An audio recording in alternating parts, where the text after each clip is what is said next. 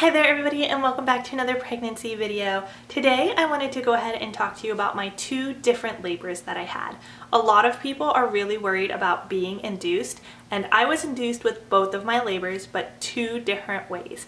So if you're watching this video, you might be curious about the different ways that they induce pregnancy and kind of what the differences are, which one's worse, how bad does it hurt, things like that. And so hopefully I can kind of answer some of your questions per se. Now the thing to keep in mind is that everybody's labor is different. So I'm going to tell you my experiences with the two different methods I had, but that does not mean that your labor or somebody else's labor will be the same. I also want to note that I've never had a spontaneous labor. I do get induced because I'm high risk, and so I cannot compare the two different types of inductions to a spontaneous labor where your water breaks at home or you start labor at home slowly and you go into the hospital. I've never experienced that, so I cannot tell you what the pain and the contractions and everything are like during a spontaneous labor. With my daughter Madeline, my very first pregnancy, I was induced with Cervidil. Now the way that Cervidil works is you should get Cervidil if you are not dilated. So if you're being induced and there's no dilation or there's very minimal dilation and you're not really effaced, they will start you on Cervidil. Cervidil is used to kind of soften your cervix, make it open up a little bit, and then most of the time after your cervix has ripened and has been softened, then they will start Pitocin.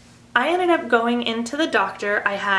My blood pressure was like 215 over 145 or something, like really, really high. And I was scheduled to be induced the following day. Now when you get induced, usually if you're having Pitocin, they start it in the morning, and if you have Cervidil, they start it at night. The reason for that is the Cervidil usually takes about 12 hours to kind of do everything that it's supposed to do.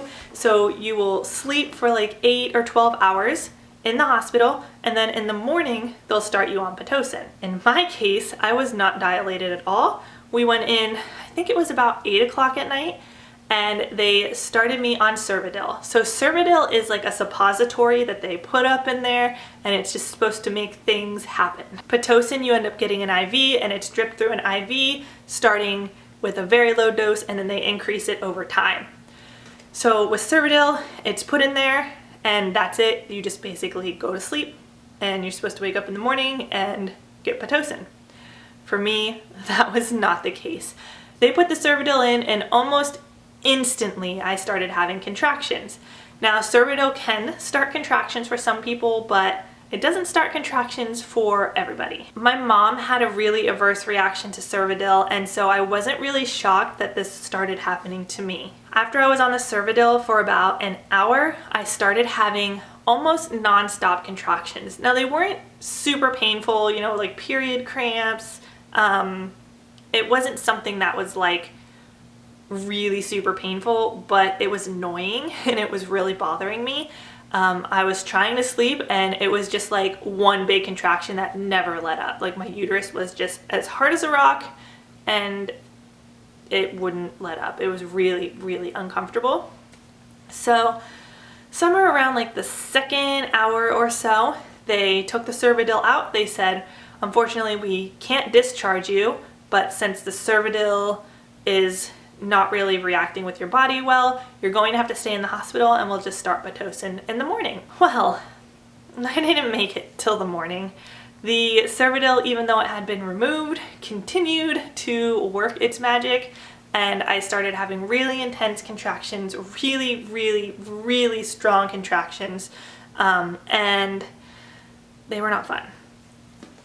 About 5 hours into it, but it was like 2 or 3 hours of like really awful contractions. About 5 hours in, I measured at 6 centimeters dilated, and I'm not allowed to get the epidural, so I just kind of had to deal with everything. But I was allowed to get on the birthing ball. Even though I had like everything strapped to my belly, they let me get on the birthing ball, and I kind of sat on the birthing ball and leaned on my IV, like with my head like this. Every time I had a contraction, like hunched down real low, and I would lean onto my IV cart or whatever it's called. So about half an hour, 45 minutes after I measured 6 centimeters dilated, I had this contraction that just struck my whole body. It's the worst thing I've ever felt in my life. My entire body, all my muscles from my toes, the whole way up to my head just contracted. My lungs contracted, my rib cage contracted. I couldn't inhale. I couldn't breathe at all. It was terrifying. And everybody's like, just breathe. You need to take deep breaths. And it's like my whole body was constricted. I could not inhale. And it was for like 30 seconds, 40 seconds, I couldn't breathe at all. And then it finally let up and I was like trying to get air in, because like as it's letting up, like I can slowly start getting air in. And then every contraction I had after that was like that. It would crush my lungs. I couldn't get any air in. So as I started feeling the contraction come on, I had to be like, and like take the biggest breath I possibly could, because they tell you when you have contractions to do like the, or like the panting, or like, you know, certain types of breathing, but I couldn't inflate my lungs. So I basically inhaled as much as I could. And then it was, I guess, almost like having CPR, like the contraction made my chest like push the air out. So like slowly I'd breathe in and then it'd be like as I was having the contraction, like you could hear the air like being released from my lungs. And then as it was letting back up, I could get air back in again, which made it really difficult for pushing. So when I got to that point and I started having those contractions, I ended up being 10 centimeters dilated. So I felt that and I was like, guys, I think I really need to push. And the doctor came in and checked me. He was like, yep, you need to push. And so I got up onto the bed and everything got into position and the lights came down and I pushed out a baby in like 3 contractions, I think, maybe. I ended up tearing really bad. It was not fun at all. And that was basically it. I never ended up getting the Pitocin with that one, and the Cervidil was absolutely miserable. With my second, when I went into the doctors and I was scheduled for induction, I was already 3 centimeters dilated and 50% effaced. So I was not a candidate for Cervidil, which made me really happy, but at the same time really scared, because everybody tells you that Pitocin is the devil. They're like, avoid Pitocin at all costs. So I was kind of terrified, like, oh my gosh. So if I just had Cervidil and I had all those problems breathing and all the pain that I was in, oh my gosh, what is Pitocin going to be like? So I ended up going into the hospital and it was in the morning. It took forever to get started. It was like, I think I was there like 3 or 4 hours before I finally ended up getting the Pitocin. And like I said, the Pitocin is administered through an IV. So they start it out on a certain level, and then as it increases, they make sure that your body isn't reacting weird to it. You know, it increases and your body's supposed to start, you know, having contractions, and it's supposed to make the contractions pretty strong so that it's really effective. A lot of times if you go into natural labor, spontaneous labor, you still end up on Pitocin because your body just isn't moving fast enough. So it's really supposed to make things intense and much faster.